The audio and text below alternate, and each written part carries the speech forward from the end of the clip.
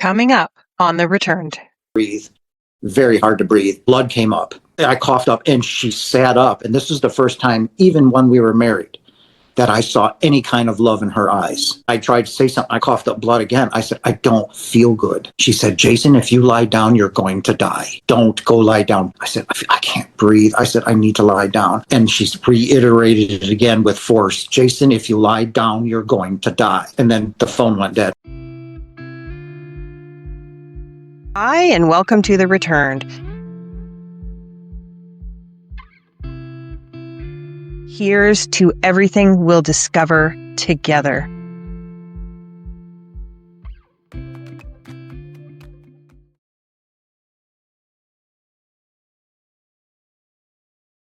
Hi, and welcome to The Returned, a place where we share near-death stories, out-of-body experiences, spiritual awakenings, signs from spirit, and the journeys of healers and lightworkers from around the world. Oh my goodness, you guys. Today I'm very honored to sit down with Jason Janas. Jason's near-death journey is one of profound transformation, a path that began with feeling disconnected from God as a child and led to an experience so powerful it reshaped everything he believed about life, spirit, and the divine. Jason, welcome to The Returned. Thank you for having me, hon. I'm honored. I am deeply honored to be here. Very. Thank you. You know, I we've am just so had a happy little, you're here. yeah, we just had that little powwow. I'm like, we should really get this on record. So, um, but I mean, my connection to you is, it's profound. I mean, when you really run into another high vibrational being, you can Yeah, feel it, that connection is deep. And that's what I'm yeah, feeling right now. And that's why we were having those connectivity issues because I think so. the technology can't handle our energy at the moment. So it's Yeah. it's it's great to be here. Thank you for having me. Thank you for reaching out. I'm Oh, truly you're honored. so welcome. Thank you. Thank Yeah, you. absolutely. Jason, before we get into the nitty-gritty and all the awakenings, everything, how about we go back a little bit to the beginning and we talk about your background and Sure. then lead us into your profound experiences. How does that sound to you? Yeah, that's fine. That's fine. I think that's a great way to start because Perfect. you need to know who you were as a little kid, Yeah. teenager, and stuff like that that led to that experience. So again, my name is Jason Janas. I was born April 28th, 1970, born into a Midwestern town, in Illinois, in what you would consider a average family, Um, but from the time I could earliest remember, around 4 or 5, I always knew I didn't fit in. I was always considered the black sheep of the family, right? I didn't care about the normal things so much, or like trying to fit into these little cliques or cliches. And I didn't find out until after my death that I was a profound empath, a deep empath. I mean, as a little boy, I loved so deeply, right? And I was born into a very abusive family. My mother was a hardcore alcoholic. Father, same thing, marijuana or drug use. And I was abused as a child, right? Because of that dysfunction. I grew up in a very dysfunctional family, a very abusive family, not only with words, but, I was physically abused. So I learned very early on to withdraw and hide. And that's where I spent most of my life hiding, right? I mean, being an empath, any little ding against you was just like a personal insult.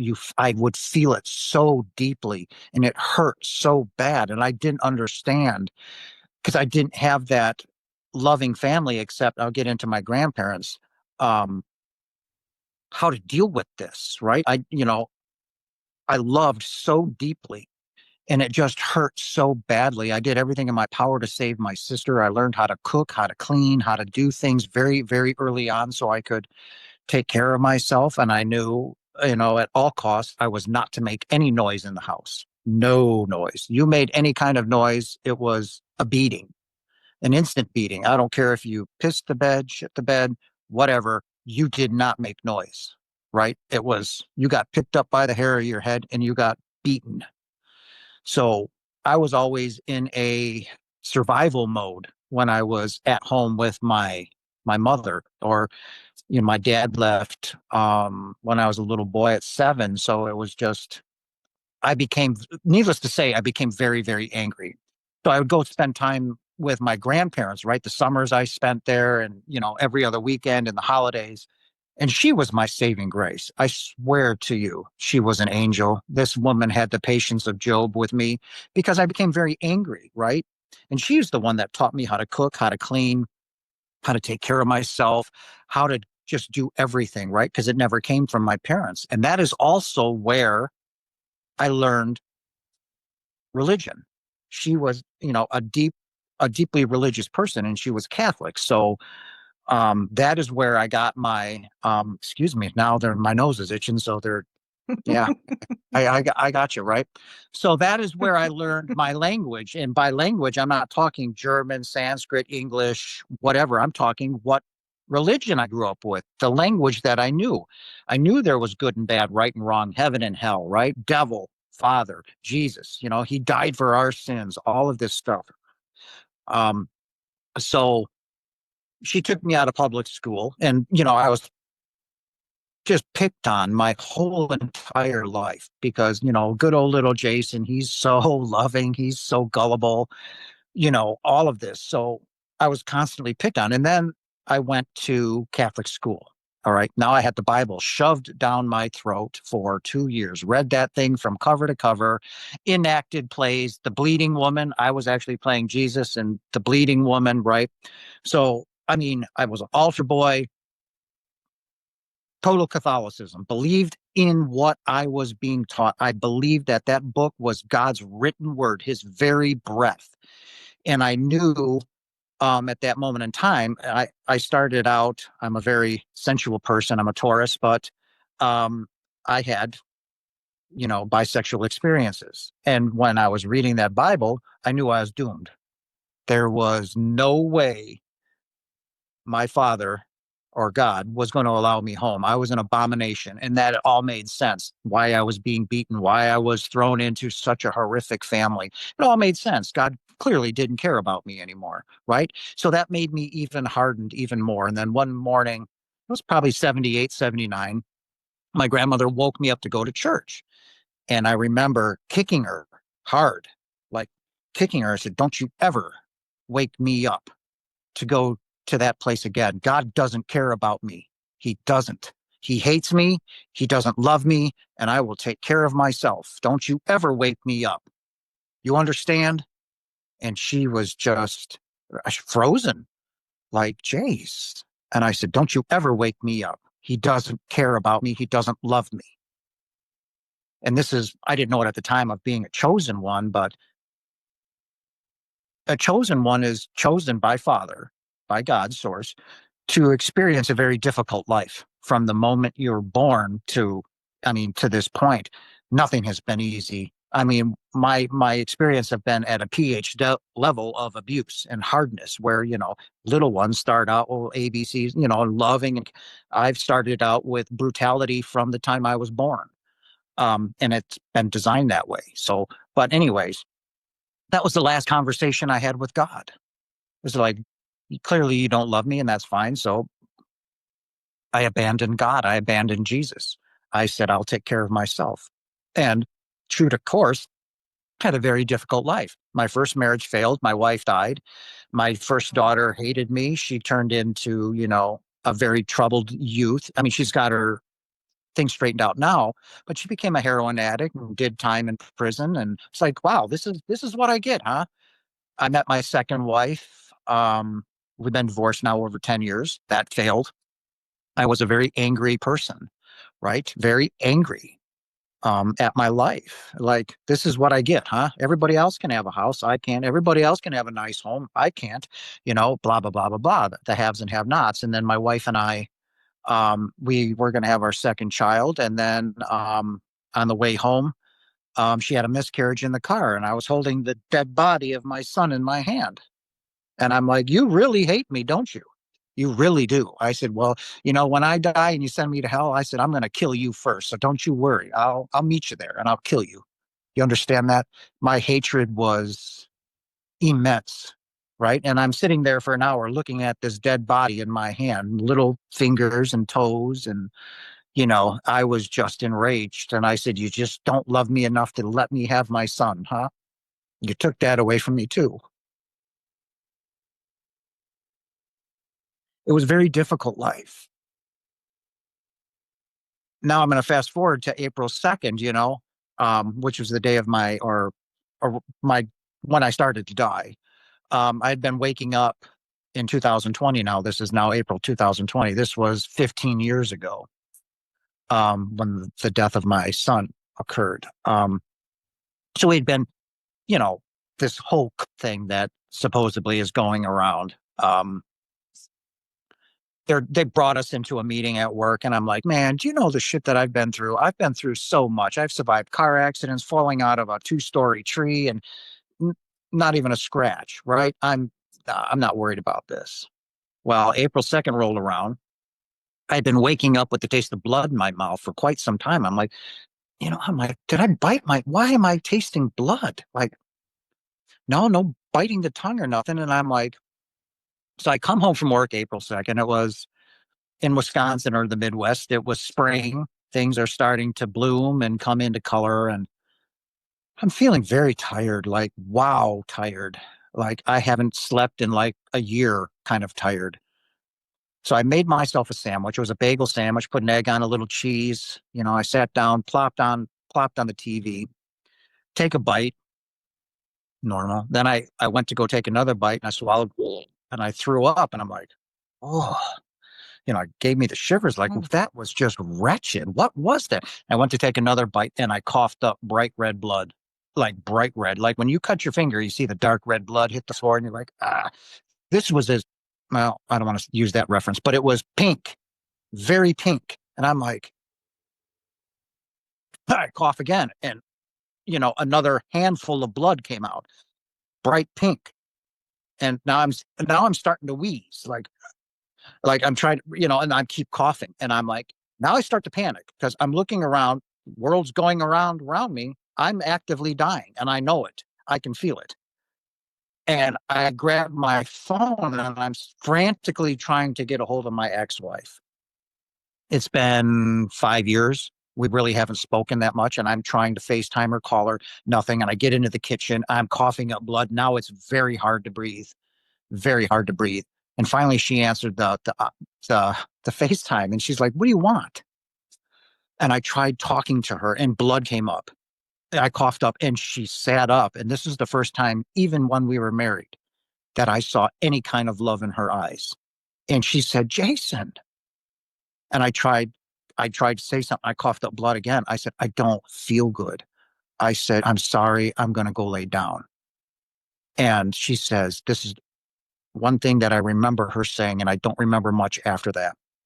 She said, "Jason, if you lie down, you're going to die. Don't go lie down, please." I said, I can't breathe. I said, "I need to lie down."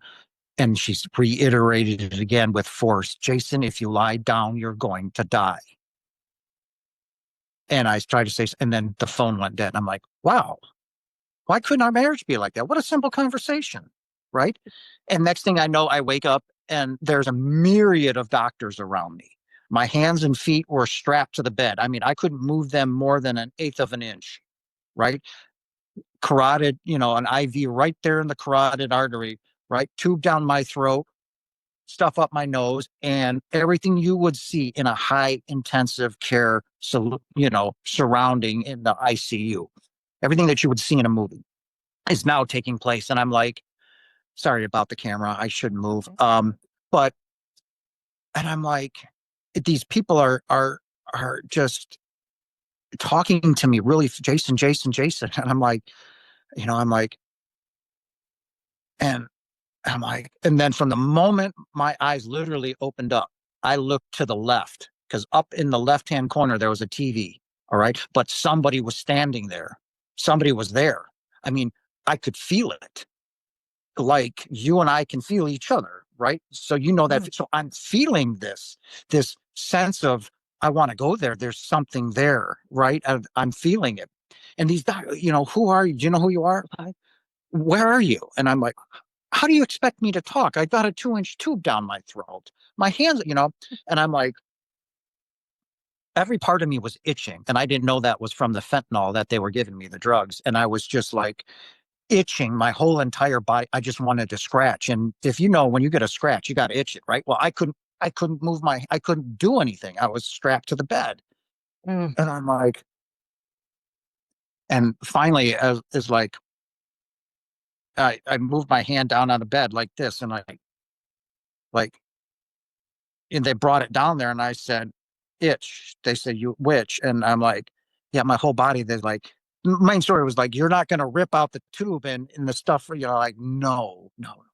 So they untie my hands, right? And I go to move and I'm like scratching like this and I'm scratching my body, scratching my face, and I'm like, so they give me the piece of paper and like I'm just jotting things down. Like I'm in pain. Like the pain that I was experiencing was mind altering. It was beyond anything I've ever experienced in my life. So anybody that tells you that you're on a ventilator and everything's great, and next thing you know, you see them in the movie and they're walking around. Bullshit. No, no, no, that was beyond brutal, right?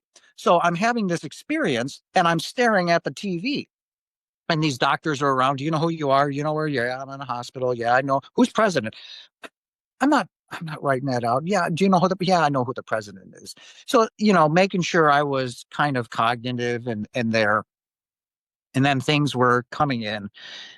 And I went through massive hallucinations, right? So when they give you this wicked drug, okay, so it'd make you fall asleep, but your mind is still awake.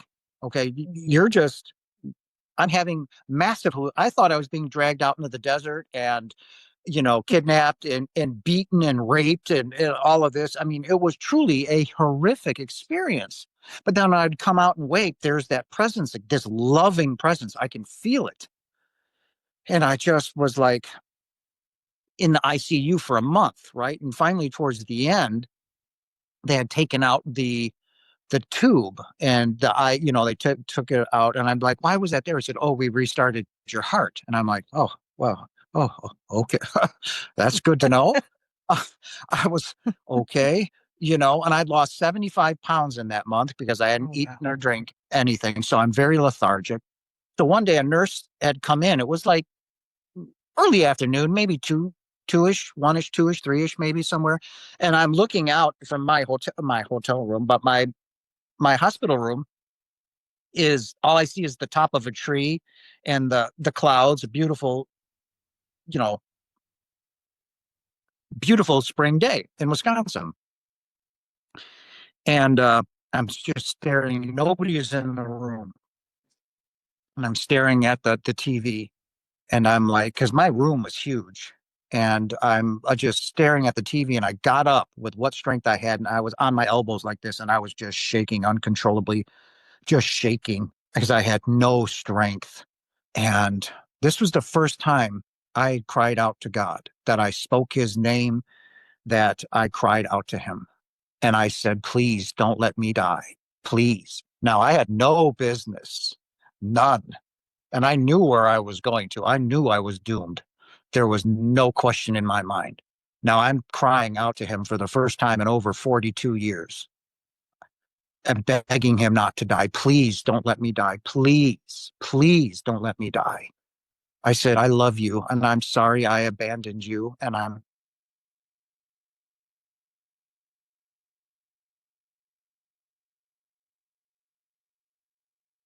said, I abandoned you. And I said, I'm sorry. I said, I've never forgotten you.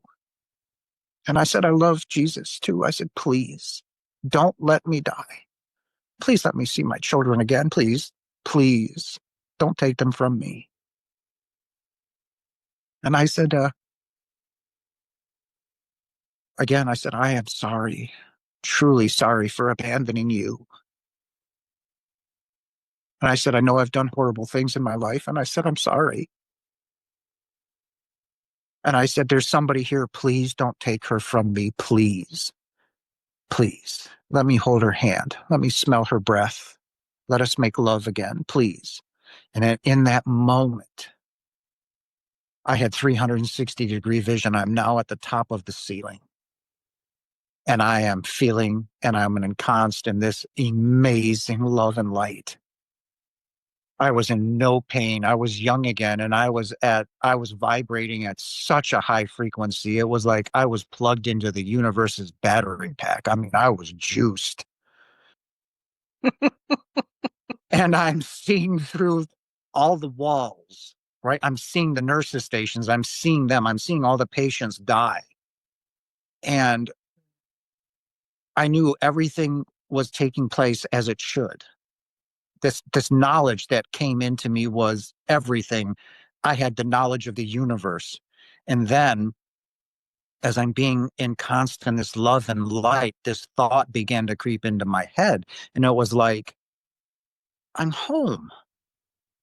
And I'm thinking, how would I know I'm home?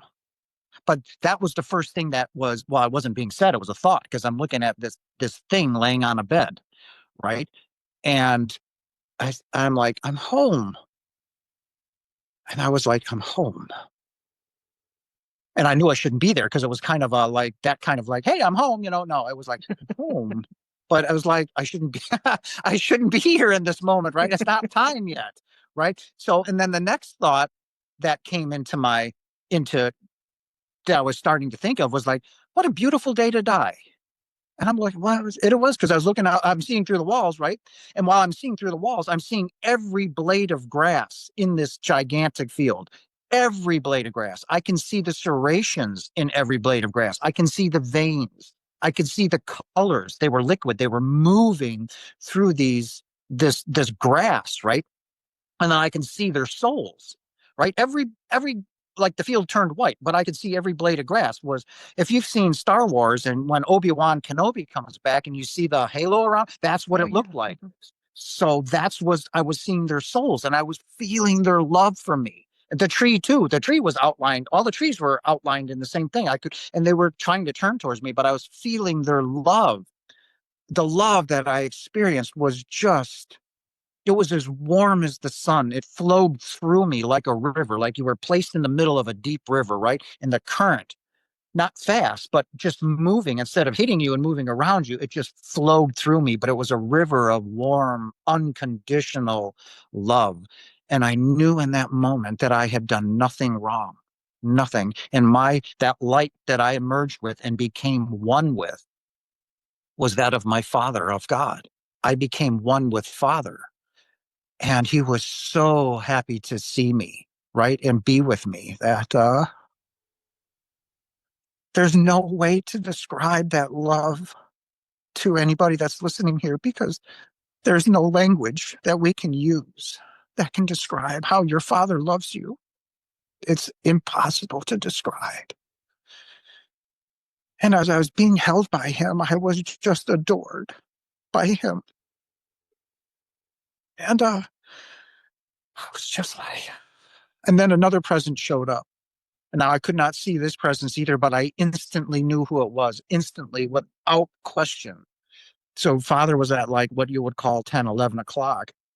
This presence that showed up and bestowed more love upon me. It was beyond anything I've ever imagined. And that was the being you know as Yeshua or Jesus.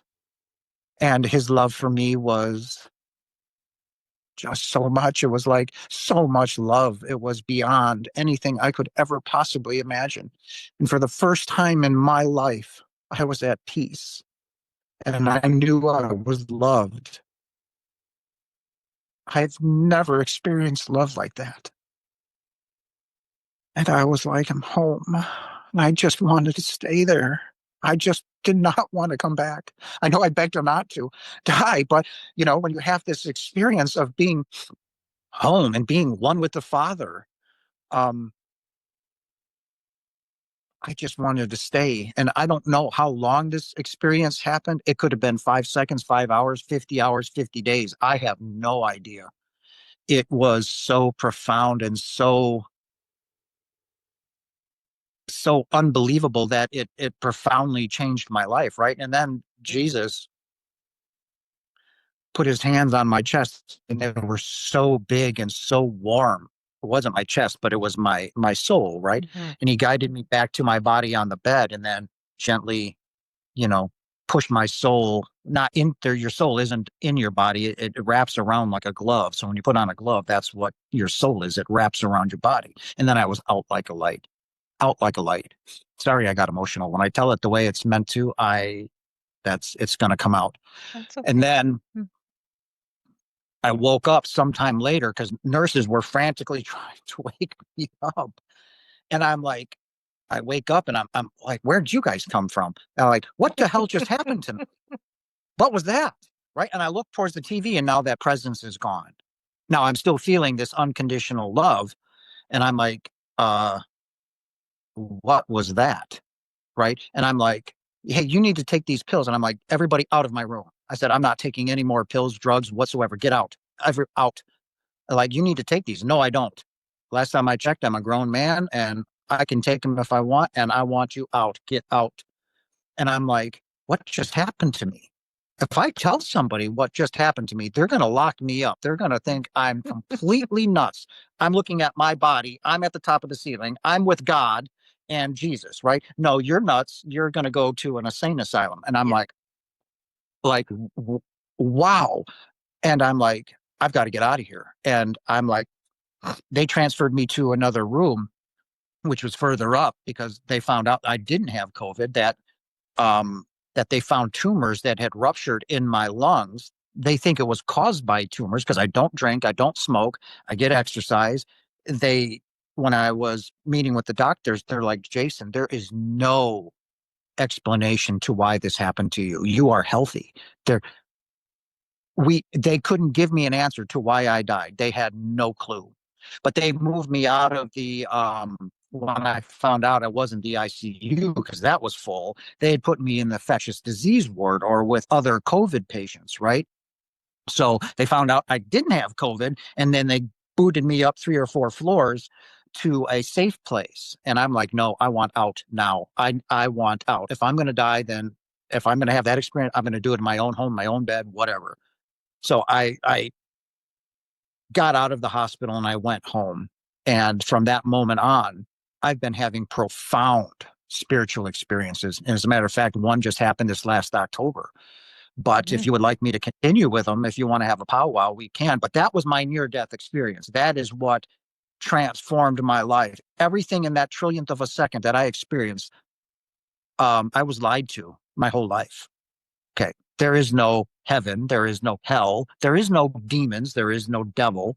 There is nothing but home, what you call heaven. There's no place for us to go. We're already there. Right. So when I came back, I was mad. I was really mad. Like, you lied to me my whole life. I believed in this. I believed what you were telling me. Right. And I thought I was doomed, and yet I was loved and adored by my Father. He held me in that love and light. I merged with him, became one with the Father. And no, I mean, this process took a little time, but my first true spiritual experience with Father happened a couple months afterwards because I fell into a deep depression. I Mhm. was like, you can't do this to people. Okay, that's not cool. You can't, that's like Indian giving. You can't do that. You can't do that. And I'm shouting at them like I'm raising, like, you can't do that to people. That's not cool. Right. And then I said, on top of that, you picked the wrong person, pal. Like, why didn't you pick a pope, a bishop or somebody? Right. Like me?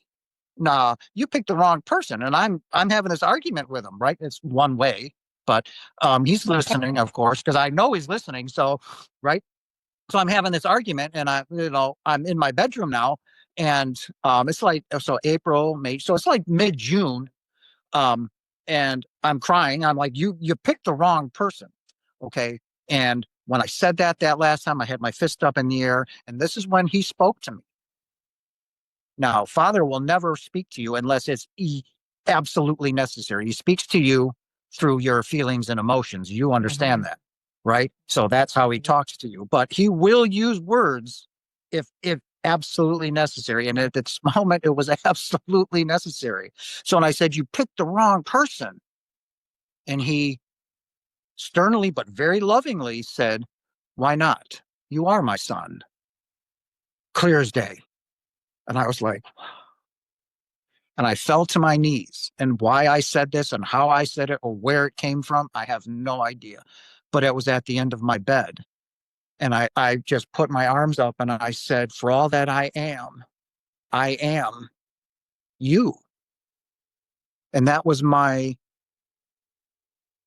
recognition that I am God. I am one with you. We are one and the same. And that was the beginning of my healing. And that is when truly fell in love with myself and forgave myself for everything that I have done because I did nothing wrong. I forgave myself and I forgave those who have hurt me. It took me a while to get over my parents. That took 4 years. I thought I forgave them until a situation popped up, but that proved wrong. Um, And then from that moment on, I have been having profound spiritual experiences. And if you would like me to chat about those, then, I would. Well, if that is the end of your NDE, though, That is the end of my NDE. okay, then I would love to ask you just a few things before we move on to those profound experiences that came after. Sure. Um, I so when you were in the bed, Hmm. who do you think that was beside the TD? Oh, that was by far God. He knew what was going to happen, right? So I didn't, of course, because when you come here, you choose to forget who you are, and that's the whole purpose of coming here is to rediscover who you are, right? So he knows what's going to take place. Now, I've just chose my whole life to ignore the signs that were placed before me because, you think I'm a male bang on my chest. I do what I want when I want. So I didn't listen to the signs. So now, I got to mile marker C, and well, this is the day Jason dies. So when I woke up in that hospital room, there was nothing like that in my apartment when this was taking place, only when I got to the hospital. So that was God knowing that I am going to call out to him. He's waiting for that moment, right? Right. And um, as I said, I instantly knew who it was without question. As I merged with that light and that love, I became that love. I became that light. I became one with the Father.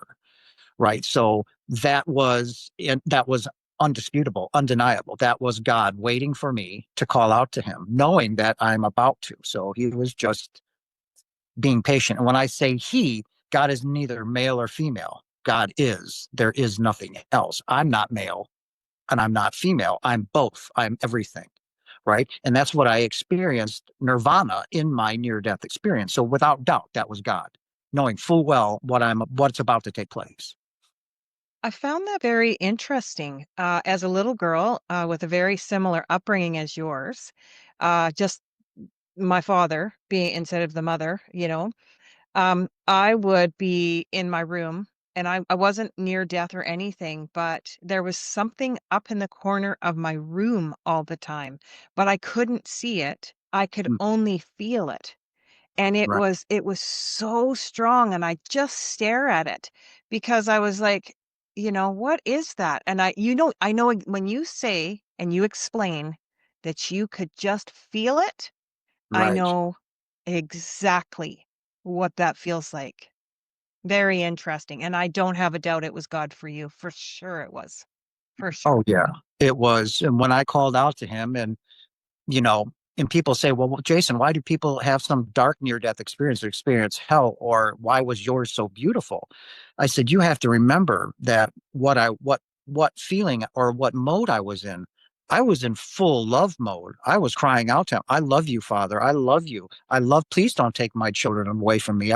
I was in the highest vibrational frequency there is, and that is of love, right?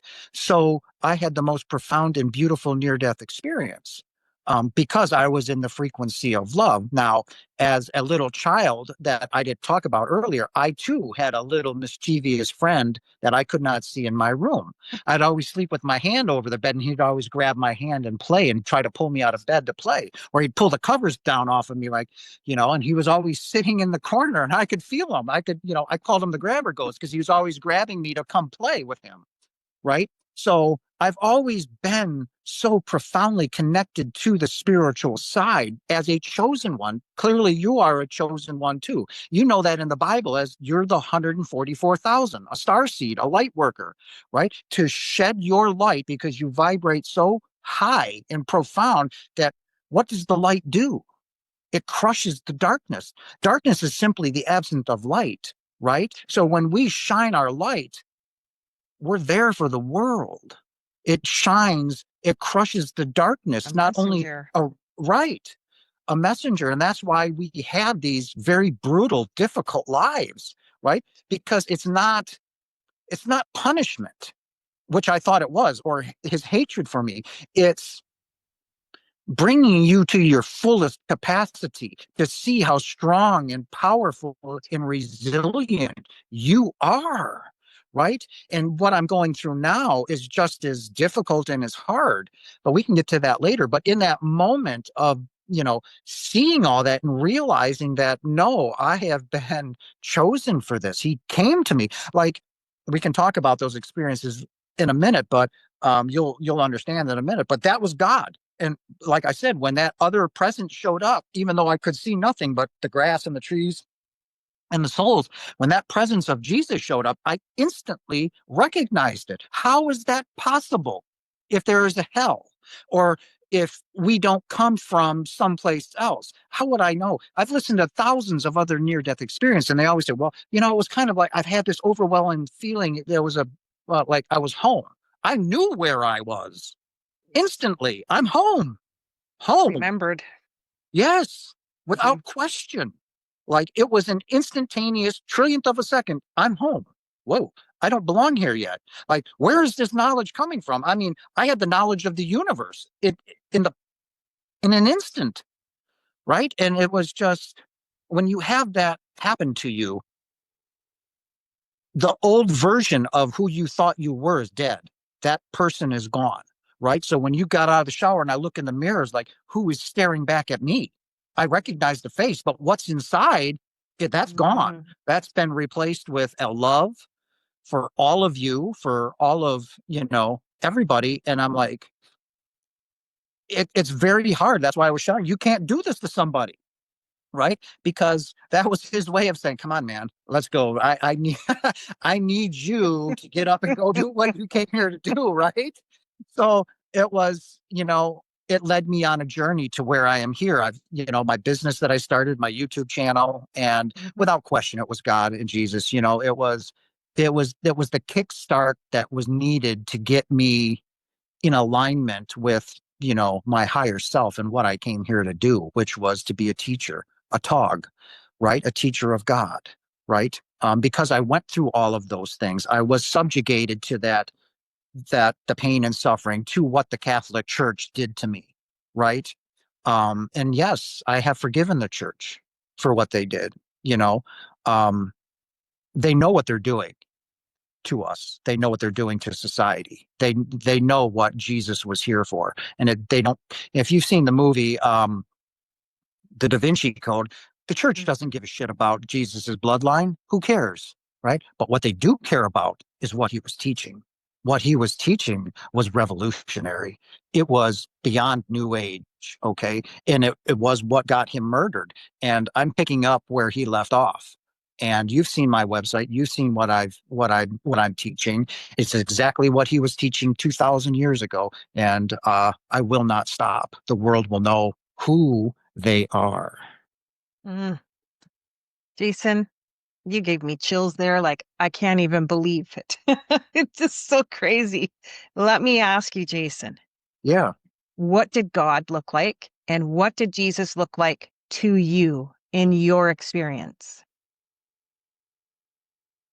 Like I said, I didn't see either or, but it was the light. Your father is light, All right. And light and love. That's it.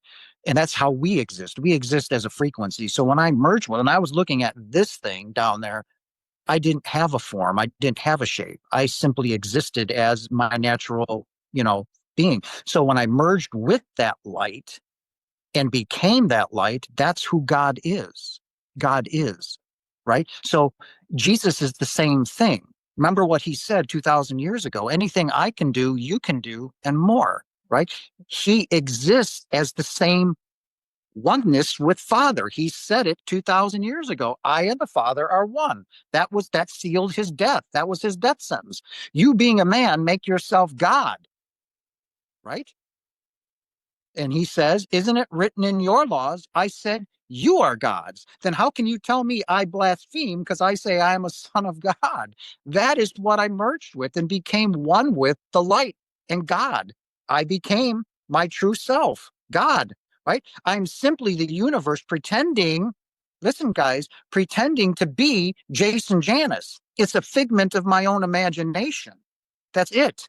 Okay, Jason Janis doesn't exist, never has, never will, right? But I'm the universe pretending to be me. And what's the whole purpose of that? To rediscover what I merged with and became with, one with the Father. That it's a voyage of rediscovery. That's all that is taking place here. Everybody here is simply at home. You're dreaming this. It's an illusion. It's all a dream. For some of you, you're having a most horrific nightmare, and I'm so sorry. Some of us are having beautiful dreams and having wonderful lives, right? It's what you designed. It's what you chose to experience in your dream. It's still an illusion. And when you awaken, there's two forms of awakening. Okay. When you awaken, what I'm talking about is, and that's why you're all terrified, to awaken means here you physically die. Now you're going to stand before your Father. Okay. Yeah. And that's where you're terrified, because nobody on this earth is an angel. We've all done pretty bad things and said some pretty bad things and done some things, right? But now you're going to stand before your Father and have a life review. I did not have the life review, but now he's going to show you from the time you came out of mom to the very last breath you took. He's going to say, what did you do with your life? And now you're going to play it out in high definition. And you're going to remember and relive everything you've ever said and done. Without judgment. But there is no judgment. There is none. There is absolutely no judgment. Higher beings than you, even higher beings than Jesus, are learning from our experiences in the battlefield of what we call a physical, reality that we're immersed in. And it's a learning experience for all of heaven, all of home, because there's souls that choose not to come here. They're like, you guys are nuts, right? You guys are insane to put yourself through this, right? But they learn from us. They learn from our experience, but there is no judgment, none. I don't care what you've said, what you've done. I don't care if you went out and murdered 500 people. You are home. There is no judgment. You are in the process of evolving as a soul. You are in the process of figuring out who you are in the moment of now, because now is the only thing that is happening. There is no past. There is no future. There is only now. So that means Jesus's execution is taking place right now. The ancient pyramids are being built right now. Your life, your birth in this timeline is taking place right now. So when Jesus said, do not worry about yesterday, you can't change it. Why? Because it doesn't exist. Do the birds not worry about where they're going to feed and rest and sleep?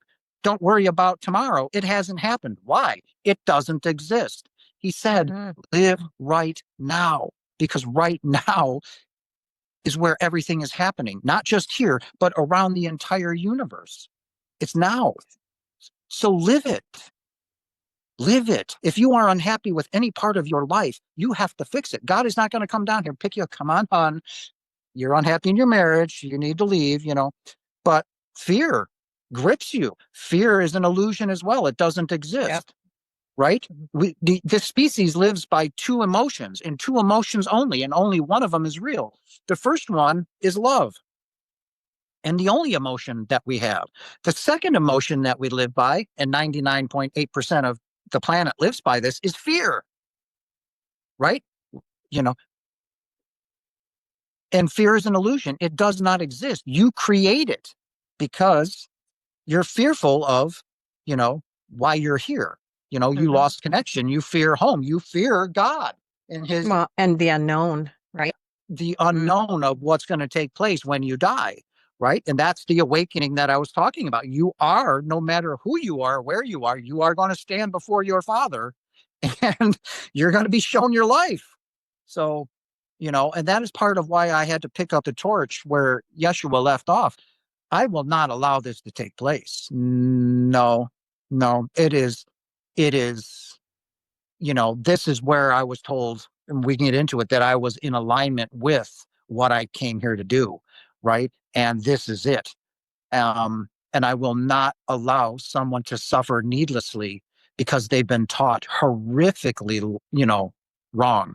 We have been taught wrong from the time we came out of mom. We were molded into something we were never meant to do. We were molded into the church saying we were worthless trash, that we were all sinners and that we will never see the kingdom of heaven because that's how disgusting we were. I will not stand for that. No. Mm-mm. I will tell you all who you are, and I will be blatant with it. Every single one of you listening to this now or whenever, you are God. You are all one with the Father. There is nothing else. God is. Okay. There is nothing else. You are on a voyage of rediscovering who you are. So when I told you I'm the universe pretending to be Jason Janas, that's exactly what it is. So that was me in the corner waiting for me to wake up. This version Mm. of me pretending to be Jason Janas.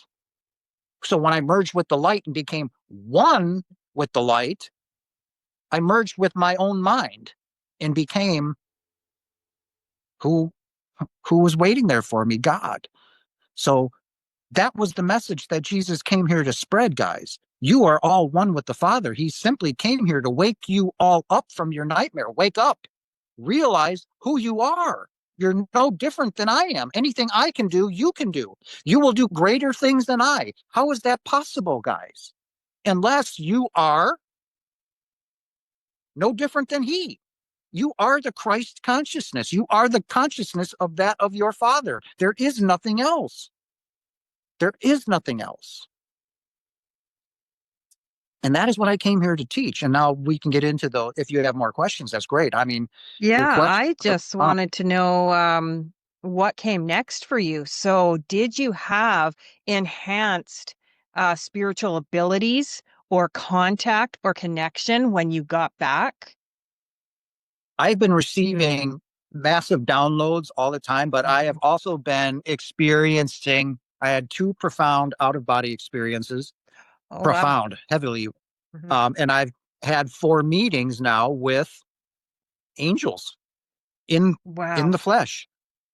Um, my first out of body experience happened 2 years, so now it's 2022, and true to form, you know, I've been changed. I'm in this profound love. I'm feeling it all the time, right? Because it was hard to reintegrate back into society because you feel the hate, you feel the anger, the rage, the disconnect that everybody has, and you're so connected to everybody now. So I really began to withdraw, but I that was designed as well, that I was to isolate, to Hmm. bring in the downloads, to bring in the teachings, to bring in what I came here to do. So it was necessary. So it was okay with me. Um, Right. so I woke up one morning and I'm very emotional, instantly started crying like a baby, like I have become. Thank you very much. Um, so uh, I had this, I got up and I'm like, you know, why did you keep me in the hospital? Like, I'm hearing all these beautiful, and they're in space, they're going here, they're going there, you know, and, you know, you keep me in this worthless hospital room. I mean, so now I had the most profound experience of my life. And now I'm like a toddler pouting that, well, it wasn't good enough. Right. So I got up out of bed, got my sweats on, walking down the short hall to the couch, and grabbed the pillow, put it down, grabbed the blanket, laid down, and all of a sudden everything disappeared. Now I'm wide awake. I just woke up and I walked down the hallway. Now I am screaming. Now I'm in what I'm in utter blackness, like 360-degree vision, right? I can see everything around me. And I mean, it was like you being buried 200 feet under the ground with your eyes sewed shut and blindfolds on, right? What are you going to see? That's what I saw. Nothing. It was utter blackness. And then all of a sudden, I mean, back to the eyesight, I can see so far off in the distance, this little tiny, I mean, it was a little line, a little sliver of light. And all of a sudden now I'm being pulled at the speed of light towards this. I mean, I'm moving fast. Now the unconditional love happened, right? So I'm moving down this tunnel and this tunnel is oscillating. And all of a sudden this grayish whitish light started to permeate through it like a spiral. Um, and I'm like, wow, he heard me. I'm going home, right? And I'm like, but there was nothing around me, no sound, no nothing, just utter blackness, 360 for that little pinhead of light. And now this little light's getting bigger. Now it's like this big, right? And I'm like, how long I was gone, I'm just being pulled at the speed of light. Now this is getting bigger. Now I see a big square, right? And I'm like, going home, yay! I want to go home. And I'm so excited, so happy, and I'm like, he listened to me, he heard me, right? And now there's nothing but white all around me. The blackness was gone. And it was that same light that I was in constant, right? This beautiful, magnificent golden white light. And I was like, oh, right. And then I got right up to it. And I'm talking a nose hair away from it. And I was like, and I was back in my body. I'm like, no. And I was like, he heard me, right? And I was like, oh, okay. All right. He's listening to me. And that was a profound experience. Again, I have no idea. I do believe like 2 or 3 hours had passed um, Wow. in this moment, right? Because it was now when I got up, it was a later morning, right? So it was a later morning. So it was like 10 or 11. So I was gone for quite some time. So now this is 2022. Now 2023. No, is it 2022 too? Right. It was later on that year. I had my first meeting with what I said back in the time, Archangel Michael. Mm-hmm. So I had started this job. It was just a garbage job, but I was starting very early in the morning, and this building was huge. It was about 500,000 square feet. And I was a janitor, maintenance kind of guy, confirmation burps. Um, so I'm walking in the darkness. It's dimly lit. So I get to this bathroom that I was going to start to clean, right? So I walk in, but I had to get in through a key. It was locked. The door, right there was locked, and there was the maintenance room, and then there was the bathroom that I had to go. So I was walking towards the maintenance room, and all of a sudden I felt something again, like weird. And I turn around, and there's a guy standing there, and I'm like, "Whoa!" I jumped, and I'm like, "How did you get in here?" And on top of that, you made no noise. And he goes, well, he was dressed like a worker, like a bum. And he had a beautiful square jaw, beautiful beard, right? Very, very square beard and very like dark brown hair, but very well kept. But he was just in grungy clothes. And he goes, well, and he pointed to the bathroom right where I was going. I'm like, Mm-hmm. and I'm like, so I walk in there and I'm feeling something. And I'm like, I cannot play. What is this feeling I'm feeling?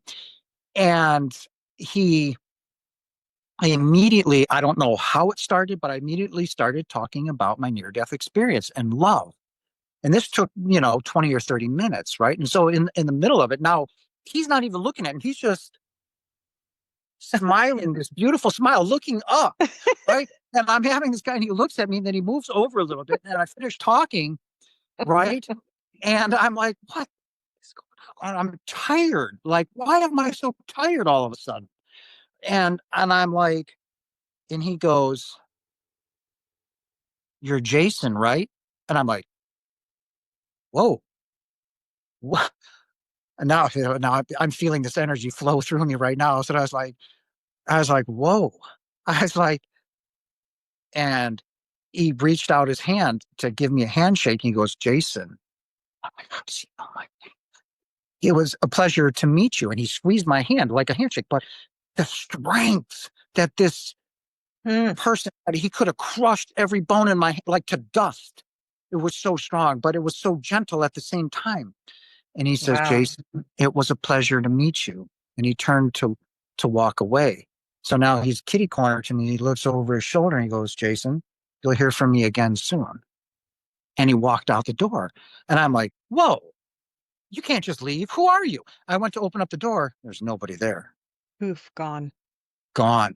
Like there's a long hallway. Doors are locked. No one there. And I was like, and I'm like, I was like, I had to go upstairs. There was a couch upstairs, and I laid down on the couch. I'm trying to think, and I fell asleep. Now it's mid morning. I wake up, I'm like, whoa. And I'm like, it just dawned on me the feeling that I had. I was like, that was Archangel Michael. Why is God sending me Archangel Michael? Right. So now, fast forward, now another 4 or 6 months, it's 2023. I'm coming out of having sushi. Right. And I was trying to date somebody when that was a big no-no. That they made that abundantly clear that that was not going to work. Right. So we come out of sushi and there's a bum that I can only describe as a homeless person sitting at the end of my Jeep. And I'm like, why right there? So as we walk up, she's saying, don't go over there. And I'm like, no, no, I love everybody. I want to know if he's okay. That was my Hmm. feeling, right? And I get up to him and he smiles at me like the same smile I just saw a few months ago, right?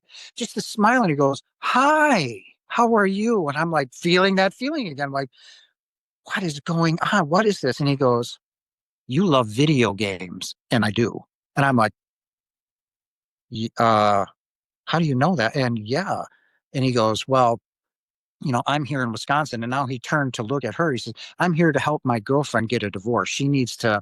And he was talking about things that were very personal to what her and I were experiencing. And she looked at me with utter horror. Like, how does, it's like, and he started talking and she's like, can I have the key? And she literally took the Jeep key and ran and hid in the Jeep, locked the door, right? And he goes, he leans forward. Now I'm looking at him. The face is very familiar. It's the same face, except this time he doesn't have dark brown hair. He has red hair, dark red hair. Same beard, same square jaw, same haircut, right? But different Interesting. clothes, right? Right. And I'm trying to put two and two together. Like, what?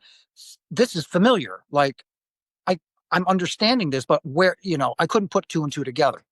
Hmm. So he leans up and he goes, it's really about the love. And I'm like, what is going on? And I'm just like, I'm so confused. I'm like, and he did it again. He goes, and he goes, tries to give me a fist bump and he goes, it's really about the love. And I'm like, and I'm feeling drained again. And I'm like, and he goes, and he's smiling, just smiles. He goes, it's really about the love. And I gave him a fist bump.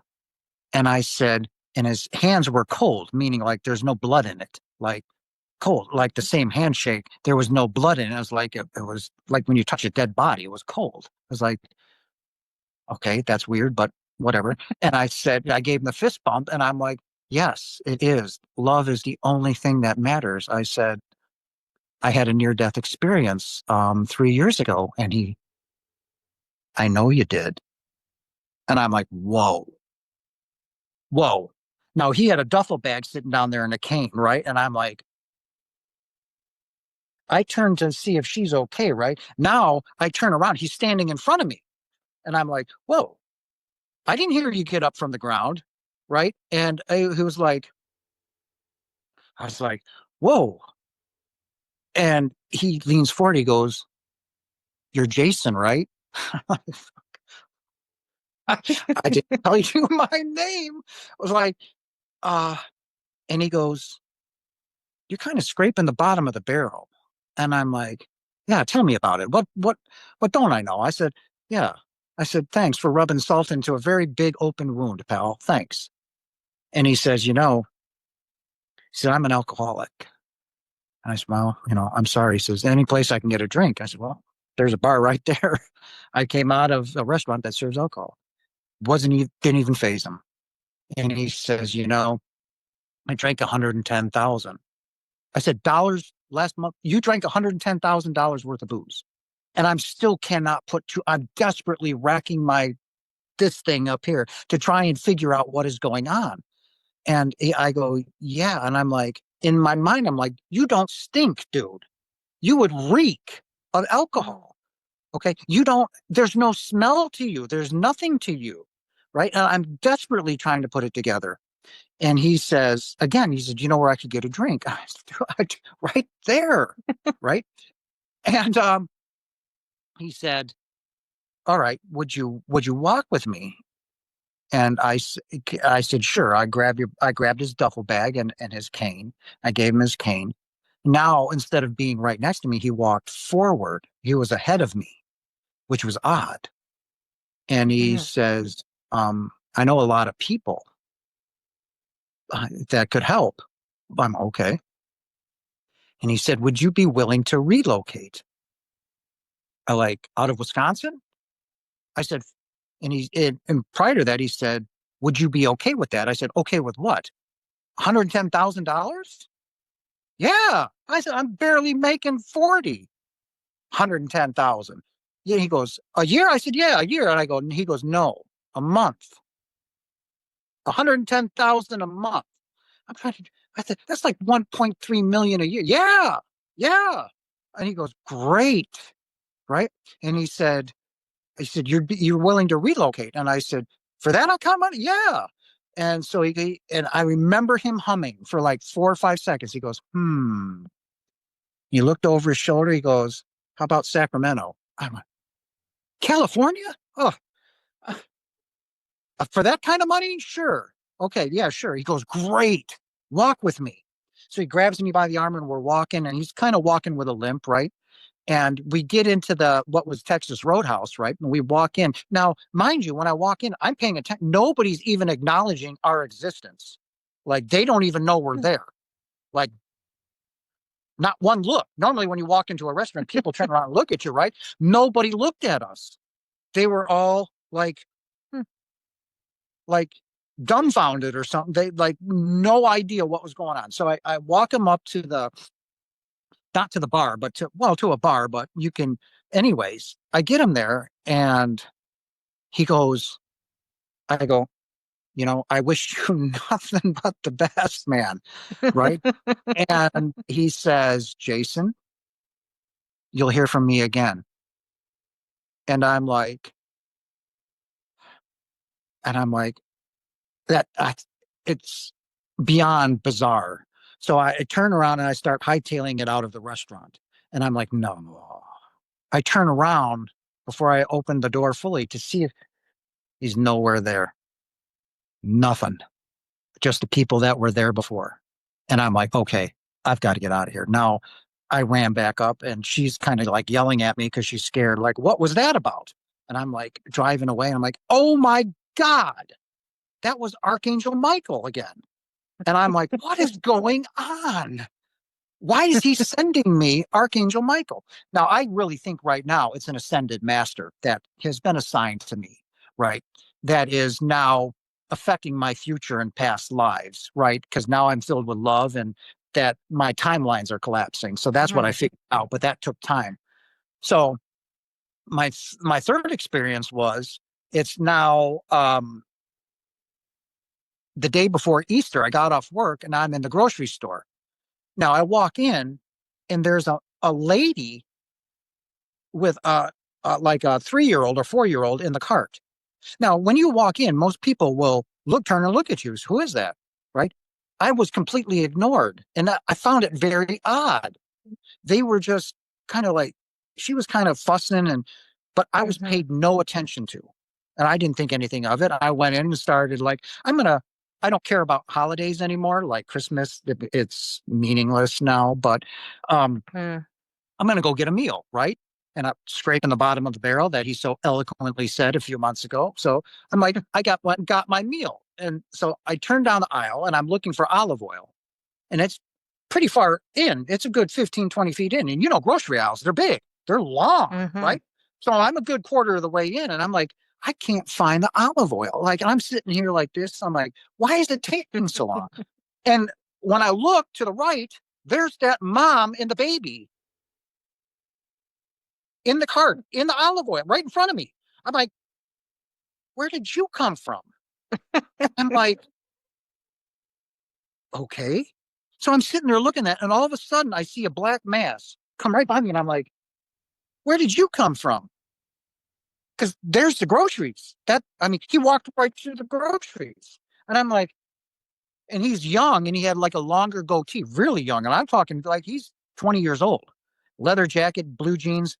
And he goes, hi, smiling. And I'm like, can I interest you in a Bible study group? And I'm like, oh,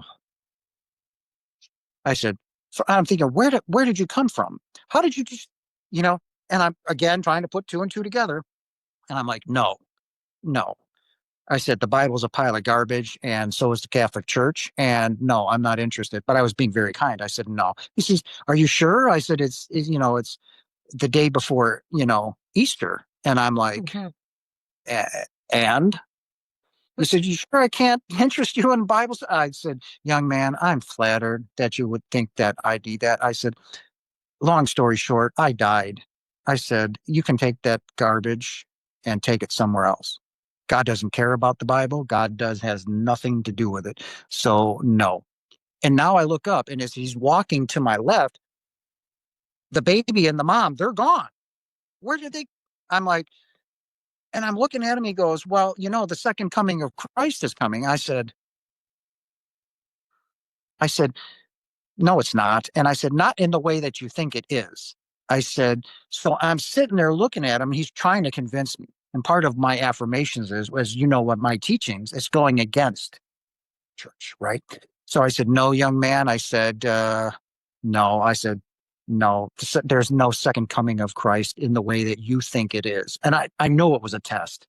So it was testing me, right? And I'm like, so no. I said, no, I'm not interested. But again, thank you. I said, I hope you have a blessed holiday. And I said, he says, he shook my hand. And again, it was cold. I'm like, and then he took off down the aisle. Now I go back to looking like this. The mom and the kid are gone, right? And I'm like, no. I look, nobody there. And I'm like, Mm-mm. so now they're glitching the matrix to put me in these tests, right? And guidance. So now I didn't have anything happen to me. Um, next came, so that was Easter.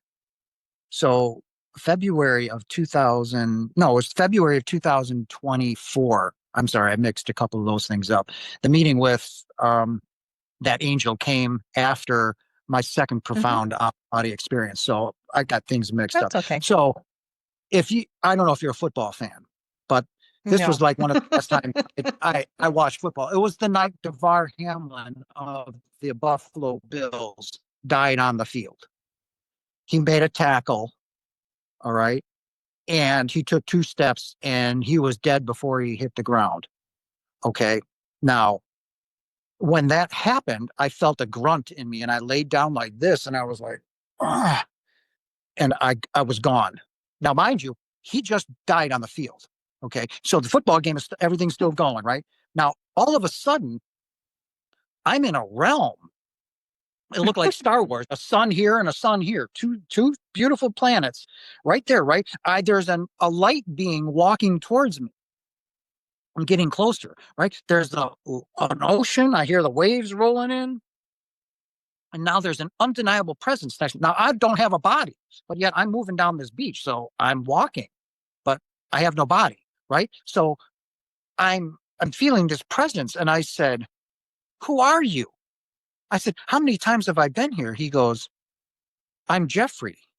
I've always been with you. Now, mind you, there's no physical body to talk. This is Yeah. all, you know, telepathic, right? And I said, Jeffrey, I said, I can't call you Jeffrey. That's the Toys R Us giraffe. And I started laughing. I said, I'll call you John. And then what do? I call him Jeffrey. So I said, Jeffrey. Now, again, how long this took, you'll realize in a minute, right? And this light being that's walking or is coming towards me is a presence that I felt. right? This, where I was at ease and comfort at home, right? Peace. I've been there before. So I said, Jeffrey, how many times have I been here? I said, how many times have I died? And the number was instant. It was over 3,200. I said, I've died over 3,200 times. He goes, yes, you're ancient. And I'm like, then I was pulled back into my body. And I gather my senses, right? Now I look at the TV. Now the TV is completely black. Everybody's gone from the football game. The stadium's dark. And there's two announcers talking. And I'm like, I've been gone for a very long time. And I'm like, what the hell does ancient mean? I like, I know I'm immortal, but what does ancient mean? Right. And I've like, now I got to figure out that. So I'm like, all right, pal, what does that mean? And that's when I said, who am I? Why did you make me this way? I mean, what's going on? And so 2 weeks later, I'm in an iron sharing group, right? And I've shared my story before, but there's people who want to know. So I shared any new experiences. So I said yes. And there was a couple of people in there I didn't realize or recognize who they were. So I'm telling this story and I'm like, what does ancient mean? I said over 3,200 times. Either I suck at my job being here and I'm bad and naughty, or something's got to give. And he raised his hand like, he introduced himself as David, and he said he's been studying for the last 15 years near-death experiences, and he's, like 50, 60, 70, 100,000 of them that he's written 4 books, and he goes, he said, you're a chosen one. And he says, David Suich. David Suchi, you know who I'm talking about, Yep. right? Mm-hmm. So I've never met this guy. He goes, that's amazing. He says, I've never heard of that before. He goes, do you realize who you are? And I said, I know what I am. I said, but he goes, no, a chosen one. He says, do you understand that God comes to you for very difficult missions to lead you? He says, you've been walking this earth for over 30,000 years, helping humanity. And that's when that number clicked. Why Jeffrey said you're ancient, because I've been given this task and continue to be given these tasks to help humanity become the starseed that I am, the light worker, to help humanity evolve. And I'm like, wow, that's deep. And I'm like, I mean, I almost started crying. I was like, it all made sense. Why these meetings are happening with these angels. They're guiding me to my purpose, right? So now, I walked in a few months later, my house was destroyed. I come home from work. My house was destroyed in the end of 2024. And I come home from work. And in the last 2 years prior to that, I began to really meditate and commune. And I came home, the lights are on, my computer chair is pulled out from my desk, turned towards the patio. The lights are on. All my couch is destroyed, pillows and blankets thrown on the floor. And I'm like, I'm feeling weird. I'm feeling this energy again, just pulsating through me. And I'm like, it wasn't fear, but I was uneasy. Like, wait a minute. Maybe maintenance came in. No, the deadbolt was locked. They wouldn't be. No, everything was locked. Who got in here? Right. And I'm like, no, my iPad is right here, my brand new computer. So I walked down the hallway to see the second bedroom. They completely destroyed that bed, took off the bed sheets, everything, everything's thrown on the floor. And I'm like, I walk into my room and I'm a Gen Xer. I make my bed in the morning. All my beds are made. My bed is completely disheveled, shit everywhere, bathroom. And I'm feeling, what is this about? What is going on? Right. And I'm like, I'm calling up friends and mediums, and what they both said is like, Jason, your life is about to change. Like they're letting you know that your comfort zone is about to change. Right. You feel something too? I feel Yeah. something. All of a sudden sorry, I don't mean to interrupt you. I got a really loud pitch in my right ear. Yeah, it sounded like it was coming from over here. So, I'm no, that's okay. I'm feeling energy. So I was just like, something's here. Mhm. Right. So now I said like, okay. So now what happened June or beginning of July, I got the lease renewal and my lease had gone up drastically. I'm like, I can't afford this. Now, mind you, I'm living in Wisconsin. And I'm like, so I started immediately applying for better jobs, um, finding a new place to live. And I did this for over a month, right? And nobody would get back to me. Nobody responded to my emails. Nobody responded to my phone calls. Nobody said to come in for an interview. I've been working in this field for over 15 years, since 1991 as a 21-year-old kid, right? Nothing. Nobody would talk to me. Nobody would do anything. Now I'm like, I sat down on the couch and I'm like, what am I going to do? And then all of a sudden, Sacramento. I'm like, so I changed the plan. I said, listen, pal, I'm not going to California. There's nothing in California for me. So, no, I decided to go to Arizona. I'm like, Arizona, I've always wanted to go to Arizona. So I threw my whole life out. I threw my TV out. I kept a few small things, my couch, my brand new bed that I had bought, my guitars, because I like to play bass, and a few things from the kids, my computer, monitors, and stuff like that. I threw it into a U-Haul pod. And I said to my manager, I said, I'm out. I'm by the end of the month, I'm gone. Um, I said, okay. I messed up the timing. I had one more month actually, so you'll understand my predicament in a minute. So I'm like, so 25th came that Friday. I started my journey across the country. Do I know anybody over there? Nope. Do I know where I'm going to go? Nope. Do I have a job? Nope. Because I've applied even out there. Nobody would talk to me. Nobody will do anything. And now I take off down the road with like $1,500 in my hand and I drove across country. I'd get tired. I'd pull over at a rest area. I'd pull the seats down in the Jeep, pull my blankets up and go to sleep. I'd get up. I'd shave with a bucket of water and I'd shower and just finally made it to Arizona, made it to Phoenix, right? Which is, by the way, is beyond brutally hot. So I don't encourage anybody to go into Phoenix because you don't understand how hot 115 degrees is. Mm. So a buddy of mine said, well, you could live cheap at a hostel. You know what a hostel is, right? Communal living, bunk beds with other people. Oh, I don't really know. Anyway, I did it. It started okay. I was there for like 6 days. Well, we come in one morning. I went out and my keypad wouldn't work. So I go to the office. Oh, you need to leave. You're evicted. What? I said, I got another 8, 9 days. No, you need to leave now. Well, it's the non-physical. They don't want me there. So, and I'm figuring this out later, right? And I'm like, this is weird. I'm applying for jobs. I've had interviews, and I'm like, we had to leave. I had to leave, and I'm like, even the people that were in there, like, this is weird. This just doesn't happen. And I said, oh, how cute, guys. Thanks. Okay, well, no, screw you. Now I said, so all right, so I'm going to go back up to the Flagstaff area. Flagstaff was beautiful, so I hightailed it up to Prescott. I can go camping real cheap, $13 a day. Great, because I have no job. So I'm living cheap. Well, I was there for 3 days and they got me violently sick. I mean, I basically had the whole campsite to myself, right? I stood in the middle of the roundabout ways and I would shower right there with a bucket, butt naked, nobody around, Wow. but lizards and snakes and stuff. And I was reading, so I was like enjoying applying for jobs. Nobody, again, nobody will talk to me. Nobody will get back to me. And I all of a sudden started getting very sick, like very dizzy. And I've been drinking water all day because it's hot. And I had to go sit down because I'm wobbly. And all of a sudden I'm just sitting down and I begin to throw up violently, just throwing up. And during that time, from like 10 o'clock in the morning, my groin hurt real bad. Like somebody was kicking me there all day. Like you get sexually aroused and there's no release, that kind of pain. It was brutal. Mm. Brutal pain.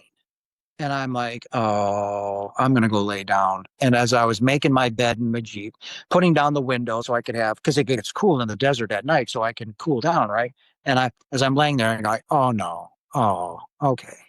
So this is what you're doing to me now, right? You don't want me here. And the pain I said, fine, mad. I'm yelling at him. Fine. I'll go to Sacramento in the morning. You win. All pain went away. all pain. The pain in the groin went away, the dizziness, the sickness. And sure enough, I was like, I said, what is in California? I don't want to go there. And I tried to sneak away from that and go somewhere else. And they're like, no.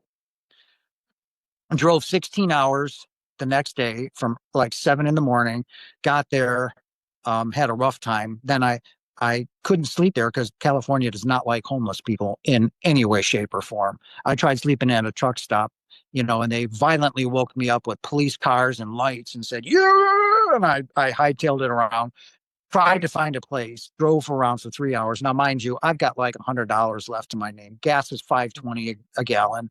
And I'm like, oh, okay. So this is what you're going to do to me now, huh? So I found a truck stop, which was 30 miles down from Sacramento in a town called Lodi. And it was a Love truck stop. So I could sleep there and nobody would bother me, right? And now donations came in from my YouTube channel. People are sending me money. Now I'm close to $900, right? Well, it's now 102 degrees at noon. I've got to have a cooler. So, I'm spending, $6 a day in ice.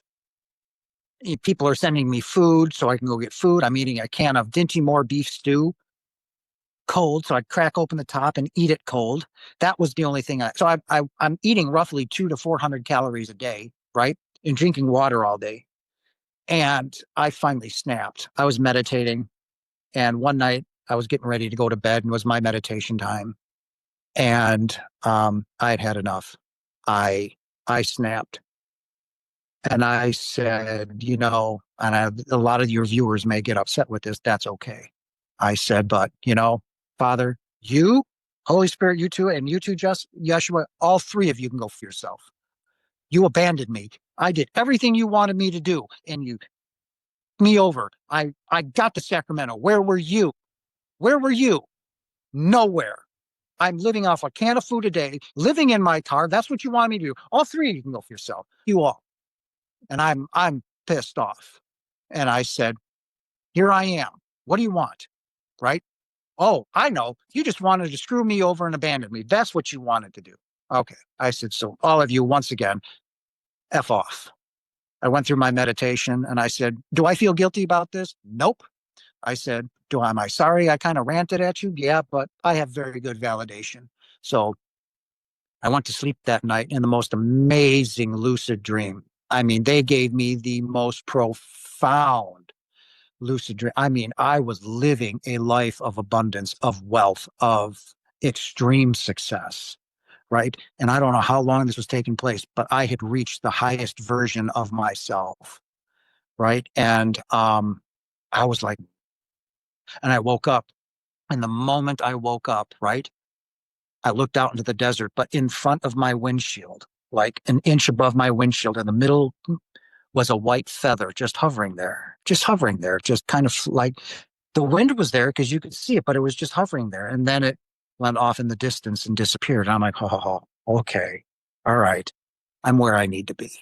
Right now, I'm living here for 2 months in my car. No job. I cannot find a job. Every time I try and find a job, it makes it worse. So I said, fine. Okay. Now I've got to make a car payment. They're going to repossess my car, right? I mean, like, but I didn't fall into fear. I became frustrated. Like, why is this taking so long? Right. And then 2 days after that rant, I heard it was later in the afternoon, you're early. And I was like, oh my God, I had one more month to live in Wisconsin. I did leave early. So technically, I only would have been having to endure this for 3 weeks instead of 2 months, right? And I'm like, wow. And then I started to get, I'd be watching videos or something, and I would get all of these confirmations like tomorrow or within the next day or two, you're going to see a yellow car and an orange car. And I'm like, you know what? First of all, who sees a yellow car, let alone an orange car? I said, yeah, okay. I come out of this truck stop because I had to go to the bathroom. It was, I don't know, like 2, 3 o'clock, 4 o'clock. I walk out and I immediately turn to my right and there is a yellow Mustang sitting right there. And I just stopped and I went, no. And I'm feeling that feeling again, that energy, right? I'm like, no, that can't be. I turn around, take 2 steps. In pulling in was an orange Bronco. I was like, Oh my goodness. okay. So these things started happening on a regular basis. You know, next a few days later, or a few days later, you're going to see a school bus, right? All right, I had enough. No, I wake up to this noise at like 3, 4 in the morning of this diesel running. It was like right on top of me, and I get up and I'm like, I look up behind me. There's a school bus behind me, and I was like, okay, right. So then October 3rd rolls around. Now I've been there for a little over 2 months. This is my fourth meeting. I got up, did my shower, my little bucket in the early morning hours so nobody would see me doing my thing and washing myself up. Went to the bathroom, came back, fell back to sleep, right? Woke up at around 6:50, 7 o'clock in the morning. I have to go to the bathroom. So I walk into the truck stop, and there is a man staring at me, an older man, one I've never seen before. And he just smiled at me. And I'm like, that's odd. And people are walking right by him like they don't even see him, like there's nobody there. He smiles at me. Right now, as I walk past him, I get into the bathroom. He's standing there. I just walked past him. Right. And again, people are walking by him. He just smiles at me. I go to the bathroom. Now he's right there next to me, washing my hands. Right. And as I smiled at him, he's smiling at me. So I look down, finish washing my hands. I turn around. He's gone. Oh, okay. Well, all right. I walk out. Now he's back in the lobby. And I like saw that feeling again. I was like, what is going on? And I smile at him and said, you have a good day. Right. So now he walks out of the truck stop and he walks past my Jeep and he's staring at me like he pulls right next to me and he gets out and he goes, it says our parking. And he's got a thick accent, a European accent. And I said, pal, I've been here for 2 months. Nobody cares. Okay. You could fade into existence and nobody would care. Now he said something it was a sensual thing. And he says, I got an Argentinian girlfriend and she's very wealthy. Would you like me to put in touch with her? And I go, no. I said, there's somebody that's coming towards me, which is when I told you about my NDE, the woman I love, she's my twin flame.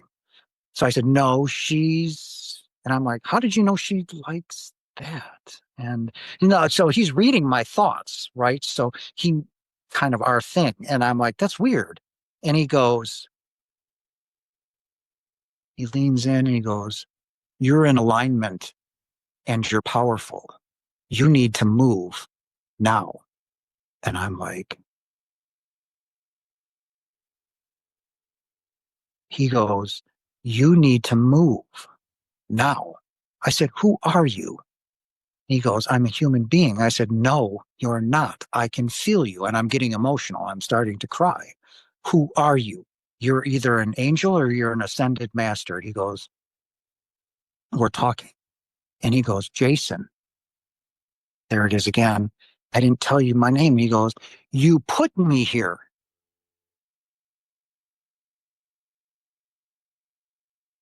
He goes, you need to move. Somebody needs you. And he goes, he's looking through my stuff. And I go, who are you? And he goes, again, he said, you put me here. And we were talking. He goes, Jason, you're not teaching me anything I don't already know. I said, I don't need to teach you anything. Look out there. And I'm getting kind of upset. And look, I said, everybody out there, that's me. You understand that? You're me. I'm you. That's me. And he goes, yes. And I said, what am I doing in Sacramento here? Why? You guys kicked me out. You wouldn't let me find a job. You wouldn't let me do that. I'm ranting now. And I said, now you tell me I got to go where? Who needs me? He goes, you need to move now. There was no smiling. There was no all that happened stuff that I had before, right? He was like, you are in alignment and powerful. You need to move now. And I knew what he meant. I have to go back to Sacramento. Just like in 2023, when he said, would you be willing to relocate? They want me here in Sacramento, right? So I'm homeless. I'm in Sacramento. They found me. This job came out of nowhere. And he said, he's looking at my stuff and he goes, you need to buy some new clothes. I said, with what money, pal? Huh? I said, but he says, you're going to have a job interview. And he says, don't talk about spirituality. And he said, you need to go. And he got in his car and left. And I'm like,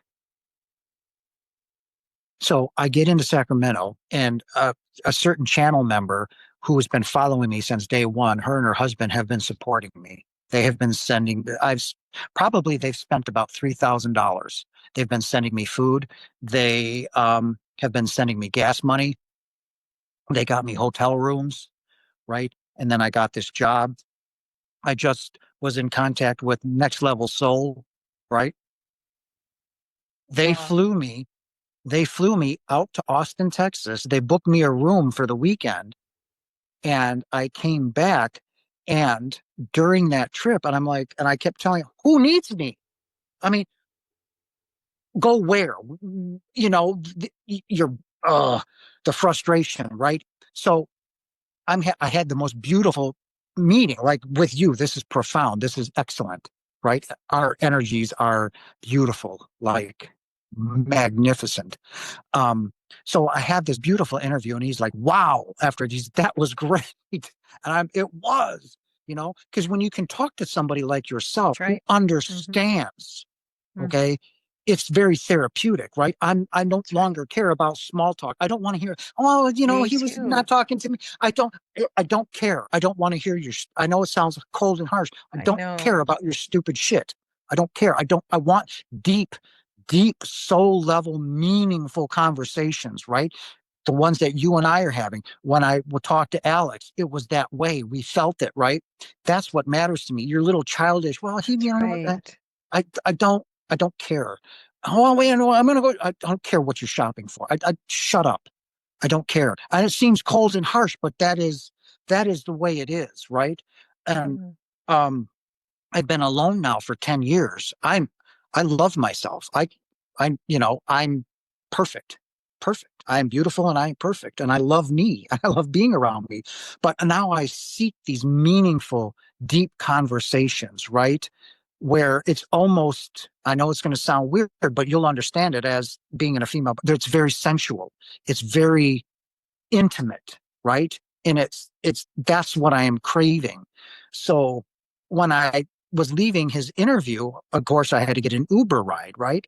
So a young black woman, oh hi Jason, thinking Halloween and stuff like that. And I said, yeah, I was here in a meeting about my death. And she got very quiet. And I said, I was telling about my near death experience. She was probing questions, right? And all of a sudden the tears are just flowing down, right? Just flowing down her face. And I said, hon, are you okay? And I said, look, I love you no differently than I love my own children. Crying. She goes, you don't know how badly I needed this. And I'm like, what did you say? She goes, I really needed this. There it is. I said, so you're the reason why I'm here. And she said, what? I said, I was told somebody needed me badly. And not only did I come to Austin because I was meant to, but I was meant for you, honey. I came here for you. And she goes, I need to hug you, you know. And she gets me back to my hotel, right? We exchanged numbers. But she got out and she just gave me this amazing, heartfelt hug, And she goes, I'm never going to forget you. She goes, thank you. I needed this. And I walked off and knowing that that is the person that needed me, that he was talking about in October. Somebody needs you badly, right? And there it was. Who knew that it was going to be in Texas, right? If Alex hadn't reached out to me, which is again divine timing, right? Right. Divine Right. timing. So I fly out to Texas Saturday morning after this beautiful interview that's going to change the trajectory of my life. I already know it. Um, she was Oh, the one I was there for. And those are the things that have been happening to me. It's nonstop. So everybody must look at me like I'm nuts. I'm living in cheap hotel after cheap hotel because that's what they want me. You know, it's not punishment. It's not that I'm worthless or mean. It's that sometimes you have to be so totally broken in order to be Yes. split open to receive, right? And even though I had this beautiful near death experience and all these experiences, I have to go through this. I've had two other divine visions, not visions, but vivid dreams and lucid dreams, showing me the same thing, that this is where I need to be. This is what's happening. This is your highest self, your abundance, your wealth, your success, you becoming the teacher of God that I need you to be. And where I'm going and what I'm doing in these hotels is what I just have to go through for the time being, right? It's not permanent. It's just what I have to go through. And I think you it's find me, lovely. I think it's and that's lovely. my story. That's it. And Mhm. people look at me like, you're nuts. You've moved away from everything you know, and your children. I said, they're not my children. And they're like, I said, who am I? I've told you this already. I'm God, right? Well, then who are they? They're God pretending to be my kids. They're not my children. They came into this realm to work on themselves. So that's what they need to do. I'm not going to sit there and hold their hand and pat them on the fanny. They've got to fall down. They've got to scrape their knees. They've got to get, you know, back up and do it all over again. But they're not my kids. This is, you don't understand. I said, I'm here for a divine purpose. I'm in alignment with my higher self. Most of humanity will never touch their alignment until they're further along, right? I've Mhm. died over 3,200 times. I'm in alignment. This is where I need to be. This is what is taking place, right? Becoming the teacher that my father needs me to be. I'm being guided, right? I'm being taken care of. Is it rough? Yeah. Is it ideal that I don't have a home, that I ate cold pizza on Thanksgiving because that's what I had to Yes. do? Who cares? I said, I'm in a warm bed. I've got Hmm. a shower, I've got a little fridge that I can do some things with. But that's really, it's an amazing, am I frustrated? Of course, but I know what's coming. I've seen it. I've felt it. I've lived it. Right. So everything has fallen into place, including you, right? Like I think so. when we were I trying to think get so. this, yes, we were meant Hmm. to be here There, together. everything is always by divine timing. It's Yes. all everything in my life has happened for a reason as well, not Yeah. to the extent of yours. Um, but I understand you and empathize with what you're going through completely. I really It's do. hard. I'm not saying what I'm going through is easy. It's brutally hard, right? I got this job. Nobody will talk to me. Nobody will have anything to do with me. They hate me. Why?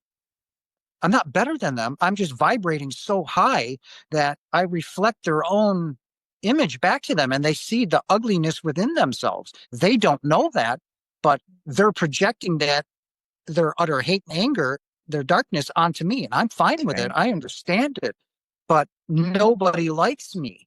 Nobody will talk to me, right? I'm all alone, which I'm fine with. They've secluded me for 10 years now, right?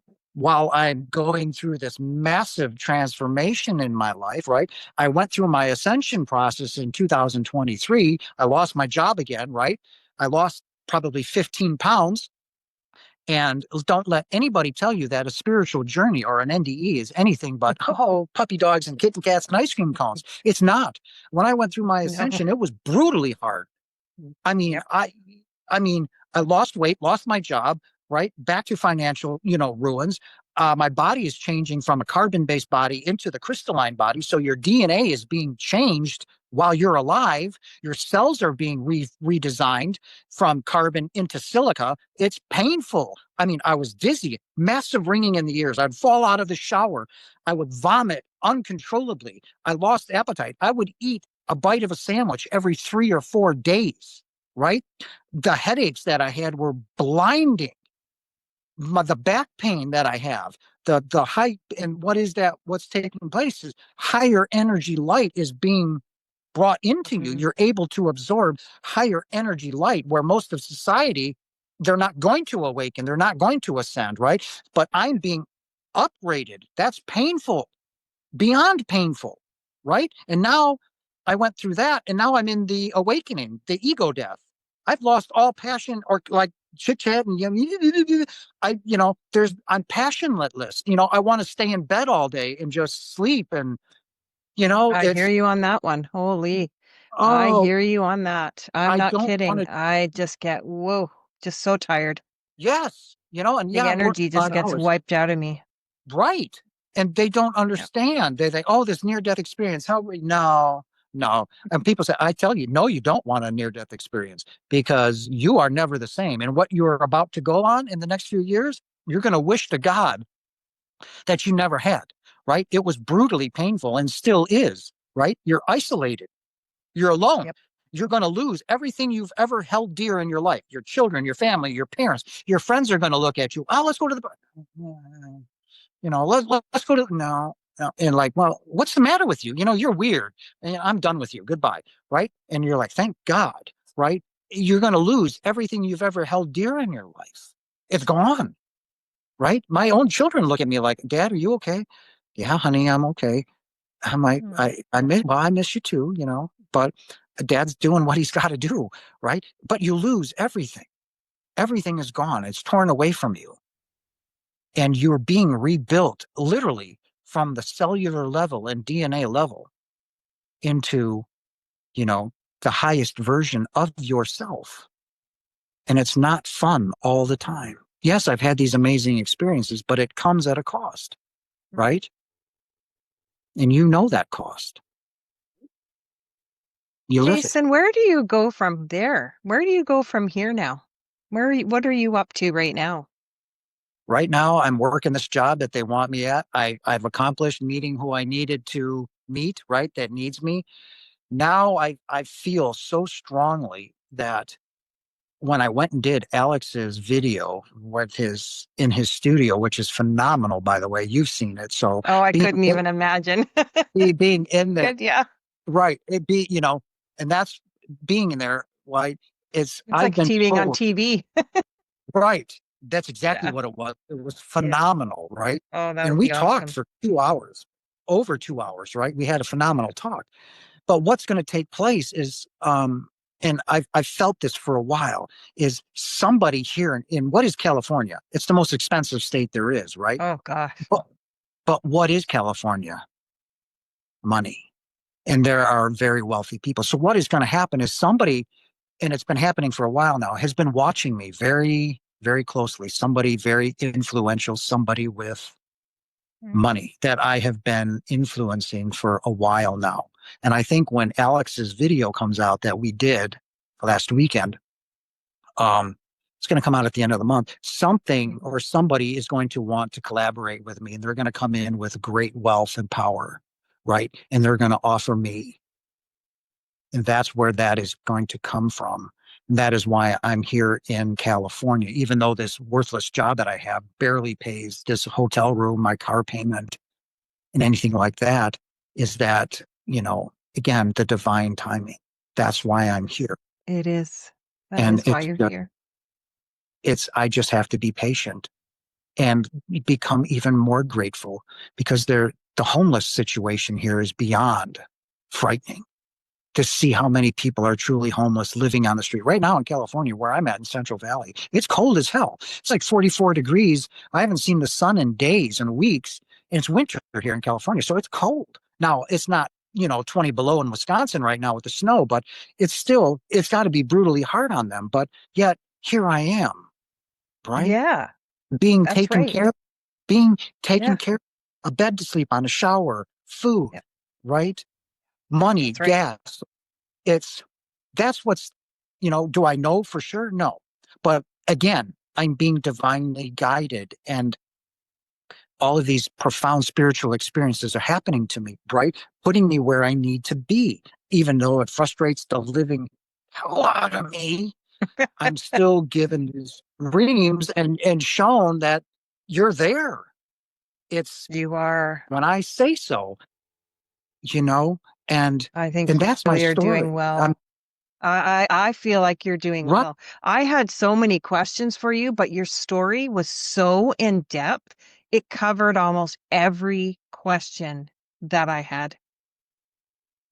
What a story. I'm and, What a story. most people won't sit through it. I Yeah, shouldn't say most people won't story. I sit should through it. So actually they just say get experience. What an experience. And there's still more to come. Wow. yes. Yeah. Right. And it could Oh, happen I got tomorrow, the it could happen in the goosebumps. middle Ooh, of the night, yeah. and it's like Oh, everywhere I it's go, coming for people you. don't want to talk. It is. You feel it? I feel it Yeah. too. Right. But it's just a knowing. People say, well, how do you know? I'm like, I just know. I can feel it. It's like you feel ants on your skin and you're like, it's like I can feel it. My sacral chakra is always tingling. And I've had more and more tingling up here in Oh, yeah. the crown chakra. So That's it's what I beginning get to too. itch more, like I'm constantly doing one of these numbers, the itchies, and then a while ago, this, my throat chakra, I was getting a lot of mucus and stuff. Like, where's Ah, this coming from? Like, well, they're cleaning my system out, right? So I can speak because they want me on the stage, right? They want me to speak. So this is all coming. And it's a wonderful journey, but when this goes, I'm back in my hotel room. Nobody will talk to it's me, okay. and I'm It's fine with it. okay. You I'm should be. I'm perfectly fine with it. So um, Yeah, that's you're my story. amazing. So That's amazing. and you and I, there, you have to know there are no coincidences. So you and me bumping, Absolutely. Mm, there mm. coincidences don't exist. They're non-existent, right? That's Everything right. happens, as you said, for a reason. It is meant to be there when it's meant to be there at Well, the time. yep, you're exactly right, and I know that because I am normally not a person that likes even her picture taken, and I'm not kidding when I tell you this. I'm not a person. I'm not ego. I'm not like that. And this was so stressful for me to start this channel. And then not only that, but I'm in my 50s now. Like really, when I'm in my 50s, you couldn't like let me do it in my 30s while I still had like Stella was getting her groove on, you know? Like what the hell? How Like old are what you? the heck? How old 52. are you? 50. Oh, come on. 52. To be honest with you, I was looking at you because I was thinking, wow, the body isn't real, but for But purposes, yeah, I know that. you're a beautiful, and I was like, wow, she's, Chose this avatar. yeah, you did like I did, right? Your ego chose this is the way you want to look. So, but I was like, wow, Maybe for, it's for a reason. I don't know what the reason is, but I I was don't like, know why they made me do this, but I'll tell you what happened. I don't know how I'm doing it because when I talk, it just comes through. right, me And then too. I get these ideas and then they just come through. Yeah, that's beautiful. I don't get that. Uh, I don't make much off my channel, but that's going to change. They showed me that too. Oh, I bet you will. I It's bet coming, you will. right? So that's Yeah, it's coming, coming. It's right? coming. I know it is. I can Right. feel it. I know it. So you need to keep up and keep pushing forward. Shitty job, whatever. Just for temporary. That's it. That's somebody said, Jason, this job is just meant to get you by for the time being, That's right? right. It's temporary. Yeah. Temporary. Wow, thank you. I needed that, right? And I'm like, why did you stick me in California, the most expensive state in the world, to make less than minimum wage? How am I supposed to get established? He says, when I told you about my twin flame come, I didn't finish that part with it. And I'm like, I said, so when when he said that about her, and I'm like, no, I said, I have somebody. And I told you I wouldn't mention her name, but I love her. I want to, that.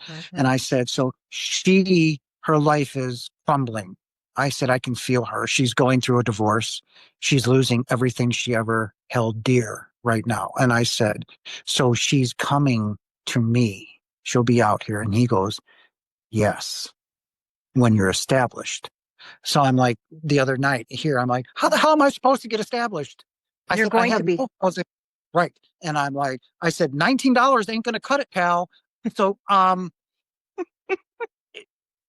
let's go, huh? Right. Woo. So it's just frustrating. That's how I talk. And, Father has a great sense of humor. You should know that. Um, Yeah. so when I'm doing that, I'm like, come on, pal, let's go. I mean, I'd like to have a house. I'd like to have everything that you showed me. I know it's there. So, let's go. But I How get up. about pretending like you already have it? And that's what I do. I'm like, all right, Yeah. when I meditate, I already have it. It's here. I'm already wealthy. It's already here. Right. And But so, maybe you're already having what you already just need. You only need just a bit. right. Maybe, maybe we need to look at it that way. And I know we want to have this, we want to have that. I know because we're having human experience, right? And we Mhm. want to, why not while we're here? Can't we just really enjoy to the fullest? Right. Right? But And maybe you that have you're right. everything you need right now. And I that do. is everything right now. That is absolutely. And that's when I came to that realization, like, I'm here for a reason. I do have That's everything right. moment that I need. So I'm okay, you know, and that's what's going on with me. So, and I'm like looking at you, I was like, you know, she looks 32. And I'm like, how old is, Gosh, I'm like, you know, 52, and I'm like, turning 53. somebody watched my live that I did last night and they're like, Jason, you don't look 55 years old. You look young. Oh, are So you? I'm 55. I'll be Oh, you 56 got, in yeah, April, you don't look it either. Yeah, it's you know? energy. Right, right. It's And it's like you're energy. aging backwards, like it looks like you're getting younger. She goes, it's amazing.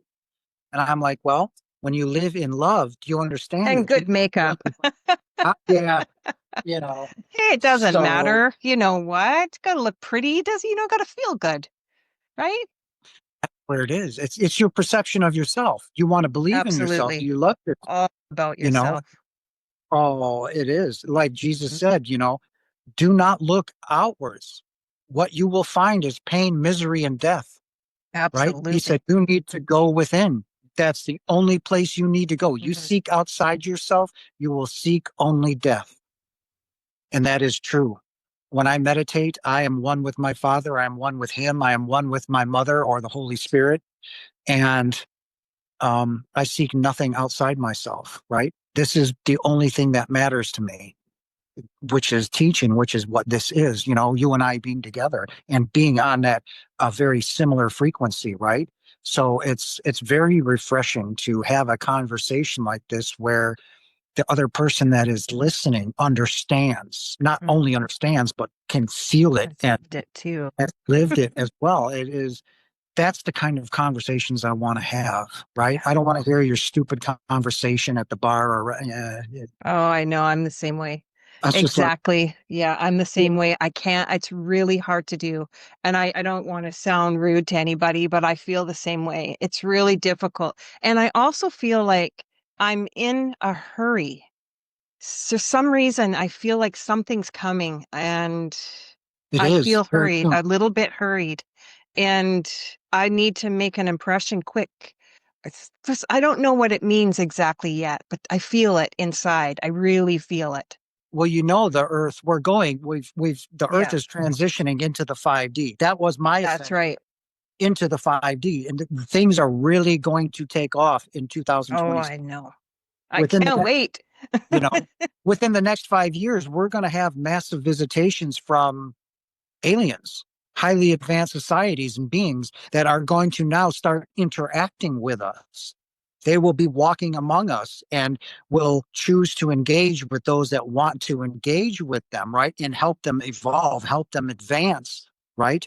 And those which most of society will be terrified, won't entertain with them and will, right? But that is what's going to we are moving rapidly into a highly not we're not going to be a highly advanced society yet, but we are moving into a much higher frame of consciousness, right? The species is evolving rapidly, and these are some of the things that are going to be taking place, right? So yeah, that is what you're feeling. I'm feeling it too. Like I've I'm been telling people for feeling it five big years. time. Yeah, Yeah, I was like, something's coming, something big is coming, yeah, right? yeah, yeah. And to most people, they can't feel like, you guys are on drugs, right? And the audience that you reach and that we reach, those are the ones that are starting to awaken, that they're That's right. finding these because they're saying one and one, it's not two anymore, right? All of this shit that's happening, how can that happen to these people all around the world? not just one little community, but around the world, be saying the same thing, feeling the same things, but never have any communication with it. So something's up, right? They're not buying into the religion anymore. They're not buying into organized religion or the society. They're feeling a pull, a tug towards their higher Mhm. self, right? So That's right. they're searching for the truth, right? They're searching for what you and I are providing. We're invaluable to them, right? How many times I've got, Jason, you've saved my life. Do you understand? I woke up ready to kill myself in the middle of the night. Your video was there, and you literally saved my life. Aw, How do you repay that? I mean, I'm sitting here you reading this, don't. sobbing, and that is why Mm, I'm doing what I'm doing, what you're doing, because we need to reach those people who are on the edge of that's teeter right. tottering, like, I can't take this shit anymore, right? I need help. Help me, right? And then you show up right when they need it the most. That's not coincidence. That No, is divine timing. Here, that's this right. this is what you need. And when you see that type of validation, it makes it all worthwhile, right?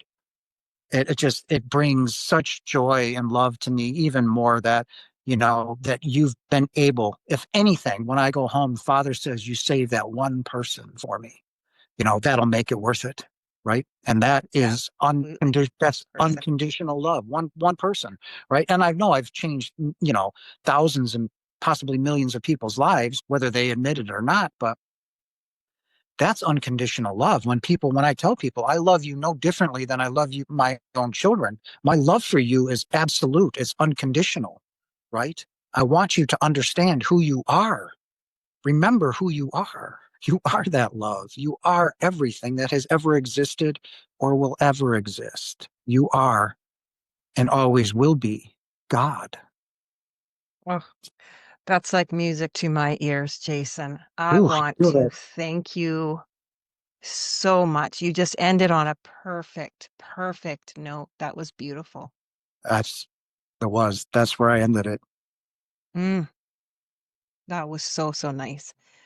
I want to thank you from the bottom of my heart. And I can't believe this part of the interview. It actually worked on the third try. Right? There's 333. something about energy, I'm telling you. Threes are my number too. Threes are Right? my big number. I've been seeing Yes. quadruple eights, quadruple nines, triple Oh, eights, lots of, I woke up the other night going to Alex's interview, right? Going to the yep. airport. I woke up, I went to bed at 10 o'clock. I woke up at 11:11. Oh, love that. 1111.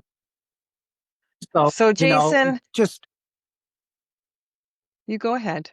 yeah, no, I just I was want to. done. Are you good? Are you okay? Okay. I'll pause for a sec. I'm perfect. No, I'm good. Go ahead. We keep talking over. It's so funny when we do. I keep thinking you're done, and then I'm like, oh my goodness, that's okay. All right.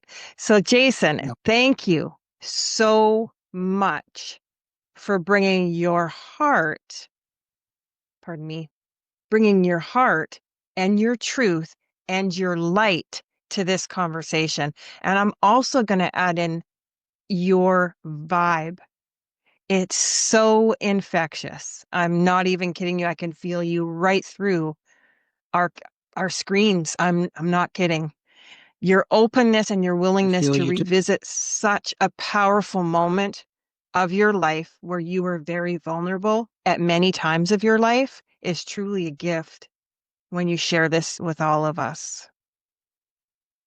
And I want to thank you I'm for deeply trusting me honored. with that story. Thank you very much. You're more than welcome. Thank you for having me. It's been truly an honor. It truly has. So, as like you said, I can feel you too. It's a beautiful Yeah, energy, and I'm grateful. So, thank you. you're very welcome. And to everyone watching and listening, thank you for joining us in this incredible conversation. May this be a reminder that we are held, guided, and deeply loved. Sometimes it takes being brought to our knees to open the door to something greater. And until next time, stay open, stay curious, and keep returning to the truth within you. I love you.